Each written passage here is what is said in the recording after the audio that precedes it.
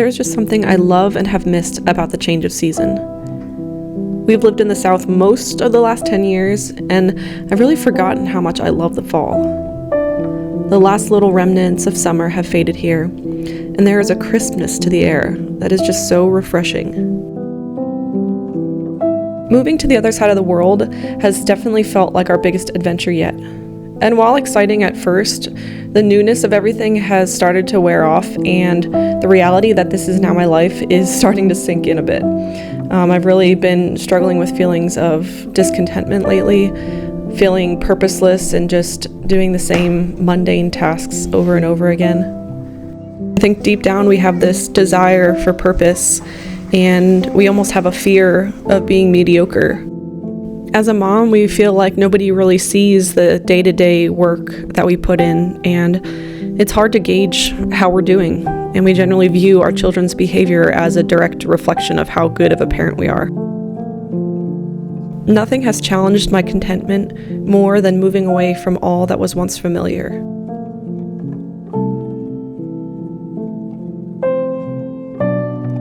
I'm having to learn basic tasks all over again. And things that I once felt good at are now so humbling. Even just learning how to communicate all over again.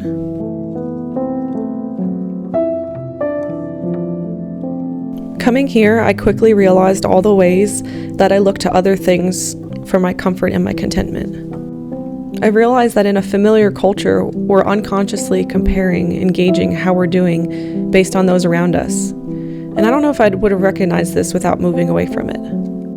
But now I find myself looking to this new and unfamiliar culture for approval and contentment. But instead, I'm just feeling discontent and mediocre. I want to be content. Don't we all? Aren't we all just searching for peace and contentment at the root of our desires? It's about 3:30 here, and my broth is almost done, so I'm thinking about dinner. I have taken chicken out of the freezer this morning, so I knew I was going to do something with chicken. And I have some tomatoes that I had frozen, that I had kind of crushed up and froze that I'm going to use.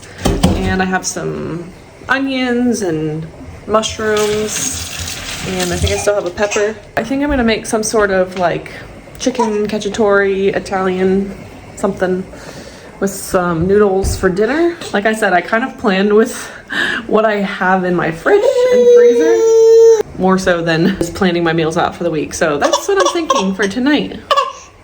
Oh no. The canning style that is most common here is a Soviet style canning. And they have these different, I actually have other things that I've already canned, but they have these like crimp on lids. So I can show you guys how I do that. We have some pickles that we made.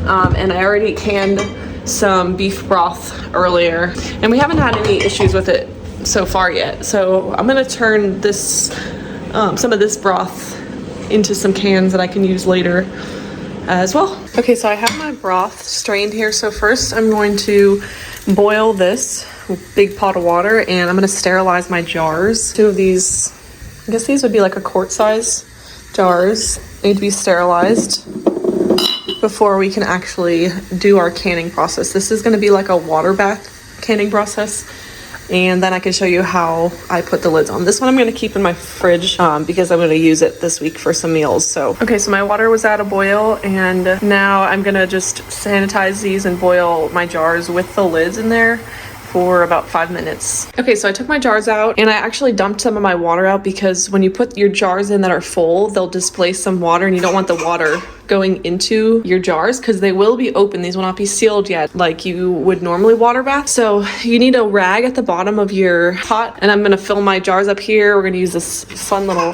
funnel, fill my jars up, and leave a little bit of headspace. And then these are gonna go right in our pot, and then I'll show you what to do next.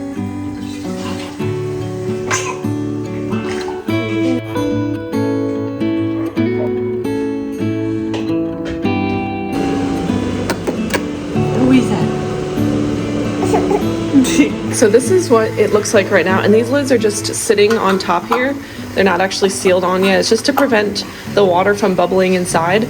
But the water level kind of hits right around the rim at the top there, and it will evaporate over time, so you'll need to add more boiling water. But once this comes to a boil, I'll then boil it for about an hour, and then I will seal the lids after the boiling time is done.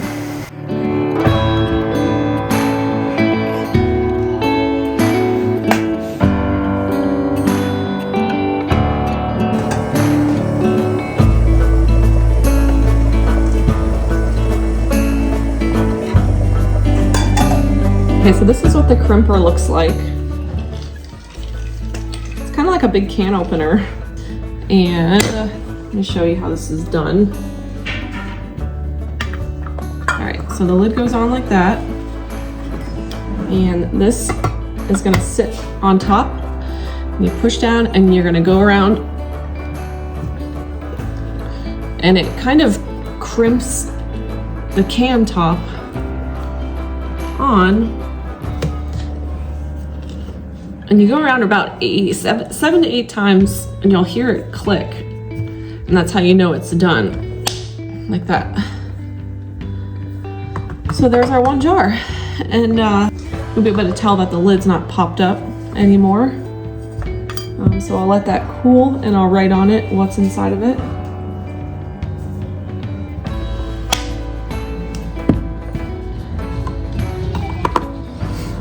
Here we go.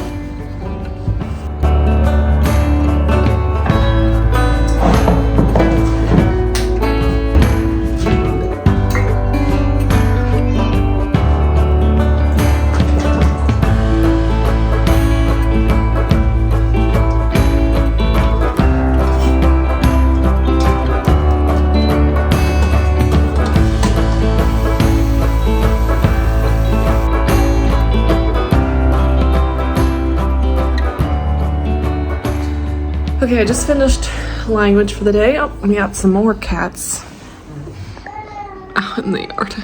Got finished with my language, which it feels like my brain is mush after 3 hours, but it was really good. And Brad went and picked the girls up from their school, so they're kind of doing like a little nap right now.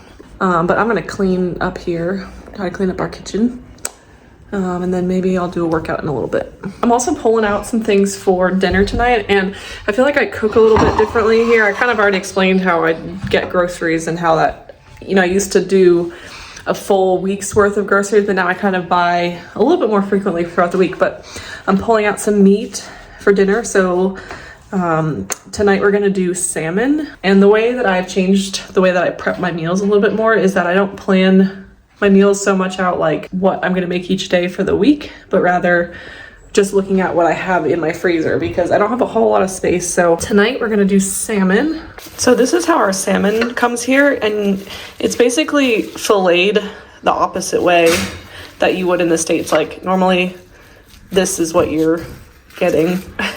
It's not super easy to find salmon. It's kind of hit or miss. So if you know the places that you can get them, I usually try to grab them and I'll stick it in the freezer. So this one I actually found at the grocery store close to my house here, which was a first. So I snagged up a few pieces. I actually grabbed extra so that way I could leave some in the freezer. So tonight we're gonna do salmon with, I have some broccoli in the fridge and probably just some rice.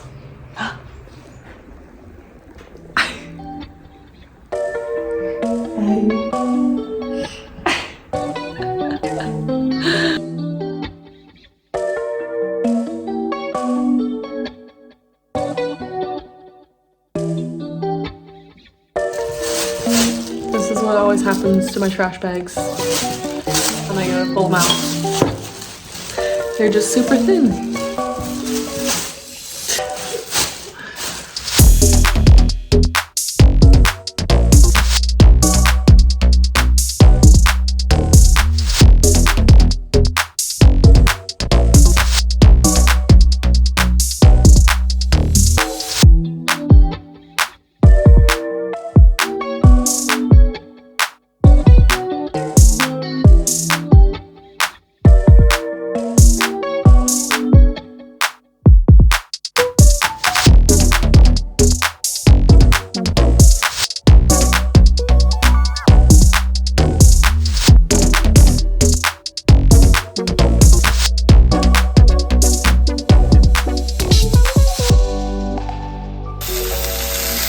so I have my broccoli cooking here.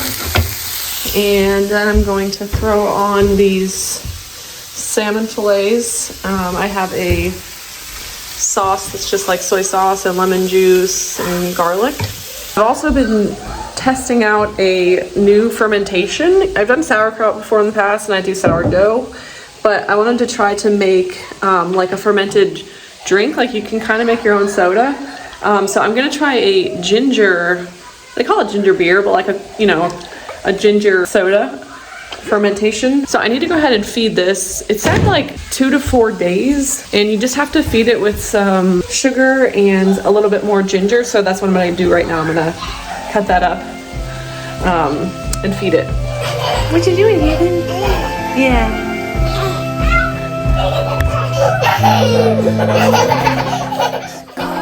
I'm beginning to realize that these mundane, mediocre moments we fear are really our greatest opportunities for growth, where we stop looking to the rest of the world to tell us who we are and make us feel comfortable and content. This is my new picture I made. It's from school. Yeah. Oh. Very pretty. And we start looking to the ultimate source of our identity and contentment. The truth is, we are all a little bit average at a lot of things. You might even say mediocre. But the even more important truth is that we are all made in the image of God.